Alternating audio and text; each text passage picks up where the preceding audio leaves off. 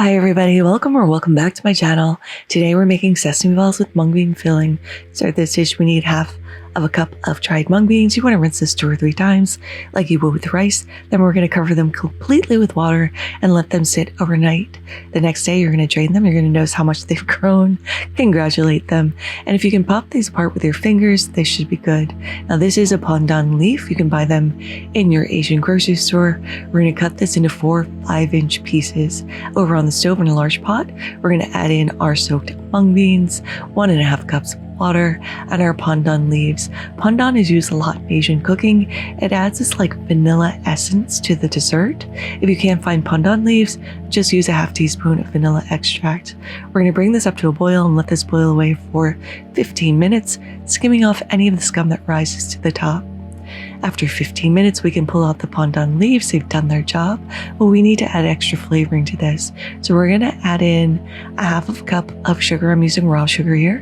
1 teaspoon of salt. It's going to bring out that sweetness, as well as a half of a cup of coconut milk. We're going to stir this together and let this reduce down from 30 minutes to 45 minutes. This does take a little babysitting. You're going to know this is ready when you can pull some out, being careful not to burn yourself, and form it into a ball. Then we're going to tip this into a glass bowl to help it cool down a little faster. Cover this with a little plastic, pressing directly against the surface, just so a crust doesn't form. For the shell, we're going to add a half of a cup of glutinous rice flour and 1/3 of a cup of sugar to a bowl. Add in 1/4 of a cup of boiling water and mix this together until the sugar dissolves. Then we're going to add in an additional cup of glutinous rice flour, as well as 1/4 of a cup of room temperature water. We're going to go ahead and mix this together with a spoon, spatula, chopsticks, whatever you prefer. This is not going to look like a cohesive dough. It's going to be a little kind of crazy looking. Just give this a nice little mix, then get in there with your hands and start forming this. It's not going to be perfect yet, but we're going to cover it with a tea towel and let that rest for half an hour. Next, we're going to rinse a half a cup of raw sesame seeds, drain them out, and flatten them out on a tray. We just want to have those ready. Next, we want to weigh out 8 28-gram pieces of our mung bean filling, just rolling these into a ball and setting them on a plate so that they're ready to go. It helps to have a little water on hand so nothing sticks to your fingers. Just coat your hands with a little water and that should be fine. Covering them up with plastic so they don't dry out. Now back to our outer shell. We're going to tip this hot mess of a dough out onto our workbench, and this is definitely a trust the process moment. This is going to take a little while to come together, but just use the warmth of your hands and your best friend, your bench scraper, to start forming this into a cohesive dough. And you may not think this is going to work, but trust me, this is going to come together. It ends up looking like this, shockingly. So we're going to separate this into 8 pieces, but we are going to weigh this out into equal 48-gram sections. We're going to fry this, so we want this to fry evenly. After everything is weighed out, we're going to work with 1 piece at a time.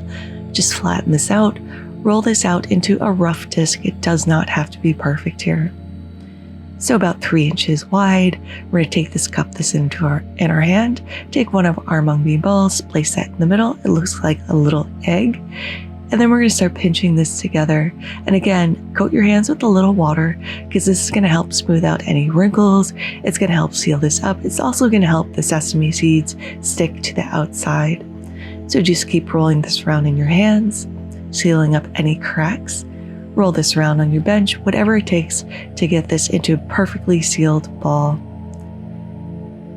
And we're going to take that ball, the water from our hands and the water from when we soak the sesame seeds will help the sesame seeds stick. We're going to roll this around until it's fully coated, and we're going to do this for all 8 of our sesame balls.